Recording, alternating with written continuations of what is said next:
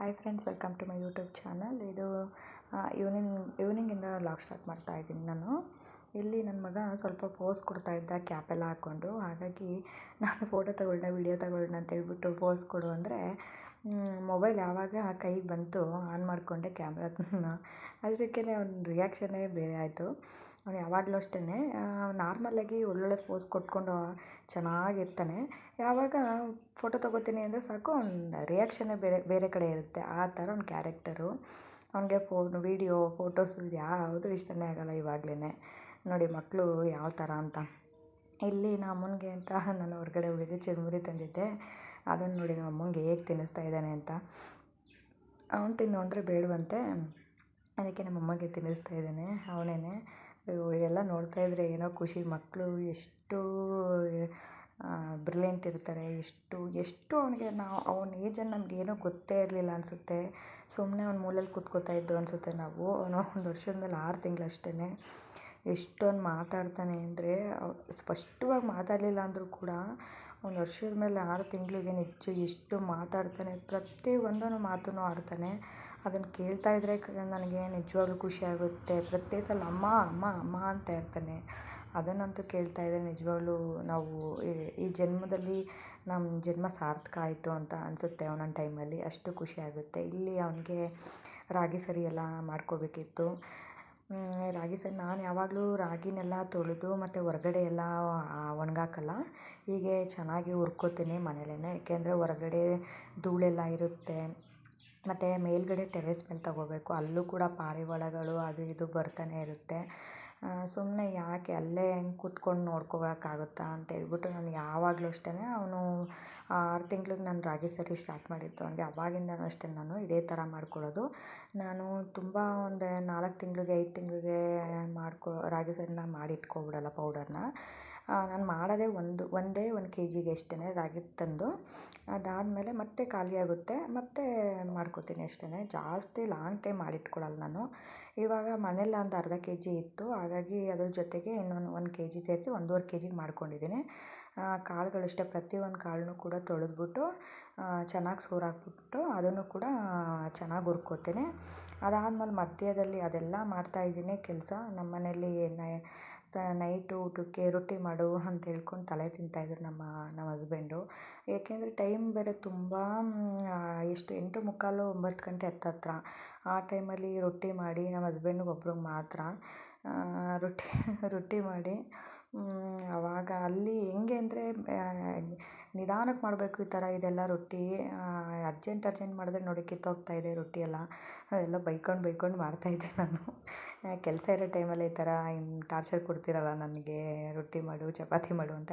ಏಕೆಂದರೆ ಅವ್ರು rice item ತಿನ್ನಲ್ಲ ನೈಟ್ ಟೈಮು. ಮಧ್ಯಾಹ್ನ ಏನು ಅನ್ನ ಸಾಂಬಾರು ತಿಂತಾರೆ ಅದಷ್ಟೇ. ಬೆಳಗ್ಗೆ ಏನು ರೈಸ್ ತಿಂತಾರೆ ಅದು ಚಿತ್ರಾನ್ನ ಪಲಾವು ಆ ಥರ ಅದಷ್ಟೇ. ಮತ್ತು ನೈಟ್ ಏನೇ ಮಾಡಿದ್ರು ಅವ್ರು ರೈಸ್ ತಿನ್ನಲ್ಲ. ತುಂಬ ರೇರು ರೈಸ್ ತಿನ್ನೋದು ಅವರು. ಇಲ್ಲಿ ನಾನೇನಾದರೂ ತುಂಬ ಜಗಳ ಮಾಡಿದ್ರೂ ಕೂಡ ಅವರು ತಿನ್ನೋದೇ ಇಲ್ಲ. ಹಾಗೆ ಮಲ್ಕೊಬಿಡ್ತಾರೆ ಊಟನೇ ಮಾಡದೆ. ಆ ಥರ ಕ್ಯಾರೆಕ್ಟರ್ ಅವರು. ಸ್ವಲ್ಪ ಊಟ ತಿಂಡಿ ವಿಷಯದಲ್ಲಿ ಸ್ವಲ್ಪ ಕಿರಿಕ್ ಅಂತಲೇ ಹೇಳ್ಬೋದು. ನಾನು ಹಾಗೆ ಹೇಳೋದು, ಕಿರಿಕ್ ಅಂತಲೇ ಅನ್ನೋದು ಊಟ ತಿಂಡಿ ವಿಷಯದಲ್ಲಿ. ಅಷ್ಟು ಅವರು ಪರ್ಫೆಕ್ಟು ಊಟ ತಿಂಡಿ ವಿಷಯದಲ್ಲಿ. ಇಲ್ಲಿ ನನ್ನ ಮಗನಿಗೆ ಬೇಳೆ ಮತ್ತು ಅಕ್ಕಿ ಸ್ವಲ್ಪ ಕ್ಯಾರೆಟು ಎಲ್ಲ ಹಾಕಿ ಕುಕ್ಕರ್ ಇಟ್ಟೆ. ಮತ್ತು ದೋಸೆಗೆ ಬೇರೆ ನೆನೆ ಹಾಕ್ಬಿಟ್ಟಿದ್ದೀನಿ ನಾನು ಅವತ್ತೇ. ಇದಕ್ಕೋಸ್ಕರನೇ ಗ್ರೈಂಡರ್ ತಗೊಬಂದೆ. ನಿಂತ್ಕೊಂಡು ಯಾರು ರುಬ್ಬೋರು ಅಂತೇಳ್ಬಿಟ್ಟು ನೋಡಿಕೊಂಡು ಅದೆಲ್ಲ ಮಾಡೋಕ್ಕಾಗಲ್ಲ ಅಂತೇಳ್ಬಿಟ್ಟು. ಬಟ್ ಗ್ರೈಂಡರ್ ಏನು ಅಂದರೆ ಜಾಸ್ತಿ 1 kg ಹಾಕಬೇಕು. 1 kg ಏನು ಹಾಕಿರಲಿಲ್ಲ ನಾನು. ಇಡ್ಲಿಗಾದರೆ ಹಾಕ್ಬಿಡ್ತೀನಿ, ಒಂದಿನ ಇಡ್ಲಿ ಒಂದಿನ ದೋಸೆ ಆದರೆ. ಬಟ್ ಸ್ವಲ್ಪನೇ ಹಾಕಿದ್ದು, 1-2 ಲೋಟ. ಅದನ್ನು ಕೂಡ ರುಬ್ಬಿದೆ. ಅಷ್ಟರಲ್ಲಿ 9:45 ಹತ್ತತ್ರ ಆಯಿತು. ಇವನಿಗೆ ಬೇರೆ ರೆಡಿ ಮಾಡಿಸಿ ಊಟ ಎಲ್ಲ ರೆಡಿ ಮಾಡಿ ಇವನಿಗೆ ಬೇರೆ ತಿನ್ನಿಸ್ಬೇಕು. ಇವನು ನೋಡಿ ಬರೀ ಆಟ ಇವಂದು. ಇವನು ಆಟ ಆಡೋದು, ಇವನು ತರಲೆಯಿಂದನೇ ನಾವು ನಮ್ಮ ಹಸ್ಬೆಂಡ್ ಯಾವಾಗಲೂ ಜಗಳ ಆಡ್ತಾನೆ ಇರ್ತೀವಿ ಪ್ರತಿ ಸಲನೂ ಕೂಡ. ಯಾಕೆಂದರೆ ಏನಾದ್ರು ನಾನು ಕಿರಿಕ್ ಮಾಡ್ತಾ ಇರ್ತಾನೆ. ನನಗೆ ಅವರು ನೋಡ್ಕೊಳ್ಳೋದ್ರಲ್ಲಿ ಏನಾಗ್ಬಿಡುತ್ತೆ, ಏನು ಬಿದ್ದುಬಿಡ್ತಾನೇನೋ, ಏನಾಗುತ್ತೋ ಏನೋ ಅನ್ನೋದು ಭಯ. ಬಟ್ ಅವನು ಆಡೋದೇ ಆ ರೀತಿ ಇರುತ್ತೆ. ಬಟ್ ನಮಗೆ ನೋಡೋರಿಗೆ ಎಲ್ಲಿ ಏನು ಏಟು ಮಾಡ್ಕೊಬಿಡ್ತಾನೆ ಅಂತ ನಾನು ಸ್ವಲ್ಪ ಭಯ ಪಟ್ಕೊಂಡು ಕಿರ್ಚಾಡ್ತಾ ಇರ್ತೀನಿ ಯಾವಾಗಲೂ. ಇವ್ನು ಹೇಳ್ಬೇಕು ಅಂದರೆ ಇವ್ನು ಮಾಡೋ ಕೆಲಸಗಳಿಗೆ ನಾನು ನಮ್ಮ ಹಸ್ಬೆಂಡ್ ಯಾವಾಗಲೂ ಜಗಳ ಆಡ್ತಾನೆ ಇರ್ತೀವಿ. ಅಷ್ಟು ತುಂಟ ಅಂದರೆ ತುಂಟ, ಸಿಕ್ಕಾಪಟ್ಟೆ ತುಂಟ ಇವನು, ಸಿಕ್ಕಾಪಟ್ಟೆ. ಅದಾದಮೇಲೆ ನೆಕ್ಸ್ಟ್ ಡೇ ನಾನು ಸ್ವಲ್ಪ ದೇವ್ರ ಮನೆಗೆ ಒಂದೆರಡು ಐಟಮ್ ತೊಗೋಬೇಕಿತ್ತು. ಹಾಗಾಗಿ ಅಂಗ್ಡಿಗೆ ಹೋದೆ. ಇದು ಫಸ್ಟ್ ಟೈಮ್ ನಾನು ಈ ಅಂಗ್ಡಿಗೆ ಹೋಗಿರೋದು. ತುಂಬ ಚೆನ್ನಾಗಿದೆ, ಹೋಲ್ಸೇಲಿದು. ಎಷ್ಟು ಚೆನ್ನಾಗಿದೆ ಅಂದರೆ ಸ್ವಲ್ಪ ರೀಸನಬಲ್ ರೇಟ್ಗೆ ಹಾಕ್ಕೊಡ್ತಾರೆ. ತುಂಬ ಚೆನ್ನಾಗಿದೆ, ಕ್ವಾಲಿಟಿ ವೈಸು ಕೂಡ ತುಂಬ ಚೆನ್ನಾಗಿದೆ. ನಿಜವಾಗ್ಲೂ ನೋಡ್ತಾ ಇದ್ದರೆ ನನಗಂತೂ ಎಲ್ಲ ಐಟಮ್ ಎಷ್ಟು ಖುಷಿ ಆಗ್ತಾಯಿತ್ತು ಅಂದರೆ, ಇಷ್ಟೊಂದು ಎಲ್ಲ ಥರ ಪ್ರತಿಯೊಂದು ಐಟಮ್ ಕೂಡ ಇದೆ. ನನಗೆ ಬೇಕಾಗಿದ್ದಿದ್ದು ಕಲಶಕ್ಕೆ ಒಂದು ಚೆಂಬು ಮತ್ತು ಕಾಮಾಕ್ಷಿ ದೀಪ ಅಷ್ಟೇ. ಅಂದರೆ ಬೆಳ್ಳಿ ಚೆಂಬಲ್ಲಿ ಯಾವಾಗಲೂ ರೆಗ್ಯುಲರಾಗಿ ಬೆಳ್ಳಿ ಚೆಂಬನ್ನೇ ಯೂಸ್ ಮಾಡೋಕ್ಕಾಗಲ್ಲ ಅಂತ ಹೇಳ್ಬಿಟ್ಟು ಈ ಥರ ಹಳೇದು ಸ್ವಲ್ಪ ಅದು ಚಿಕ್ಕದು ನಮ್ಮ ಮನೇಲಿ ಇರೋ ಥರ ತಾಮ್ರದ್ದು ಚೆಂಬು. ಹಾಗಾಗಿ ಬೇರೆ ತಗೋಬೇಕಿತ್ತು, ಹಾಗಾಗಿ ತಗೊಳ್ಳೋಣ ಅಂತ ಹೋದೆ.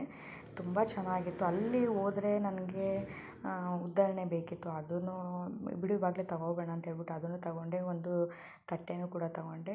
ಒಂದು ಎರಡೇ ಐಟಮ್ನ ತಗೊಳಕ್ಕೆ ಹೋಗಿದ್ದು, 4 ಐಟಮ್ ತಗೊಂಡಂಗೆ ಆಯಿತು.